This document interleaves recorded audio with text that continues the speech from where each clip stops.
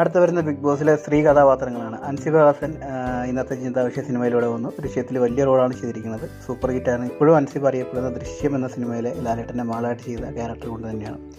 അടുത്ത വരുന്നത് ജാസ്മിനാണ്. ജാസ്മിൻ്റെ സെലക്ഷൻ ഈ ബിഗ് ബോസിലേക്കുള്ള സെലക്ഷനാണ് ഞാൻ കണ്ടതിൽ ഏറ്റവും നല്ല പെർഫെക്റ്റ് കാസ്റ്റിംഗ് ആയിട്ട് എനിക്ക് തോന്നിയത്. വാക്കുകൾ കൊണ്ടും പ്രവൃത്തി കൊണ്ടും വളരെ ബ്രില്യൻ്റായിട്ട് ഗെയിം കളിക്കുന്ന ജാസ്മിൻ യൂട്യൂബറാണ്, വ്ളോഗറാണ്. ബ്യൂട്ടി ടിപ്സൊക്കെ ഫേസ്ബുക്കിലും യൂട്യൂബിലൊക്കെ സജീവമായിട്ട് ചെയ്തു കൊടുക്കുന്നു. ജാൻമണി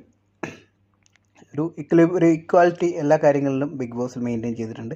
ട്രാൻസ്ജെൻഡർ ആയ ജാൻമണി ജനിച്ചത് കേരളത്തിലാണെങ്കിലും വളർന്നതൊക്കെ പുറത്താണ്. അതുകൊണ്ട് തന്നെ അവരുടെ ലാംഗ്വേജ് എസ്പെഷ്യലി ഇംഗ്ലീഷ് ലാംഗ്വേജ് വളരെ ഫ്ലുവൻ്റ് ആണ്.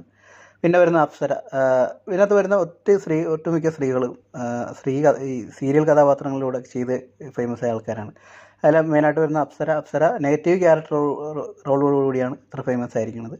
യമുന സ്ത്രീ കഥാപാത്രങ്ങളായിട്ട് ഒത്തിരി സീരിയലിൽ അഭിനയിച്ചിട്ടുണ്ട്. ബാക്കി വരുന്ന അവരും ചെയ്തിട്ടുണ്ട്.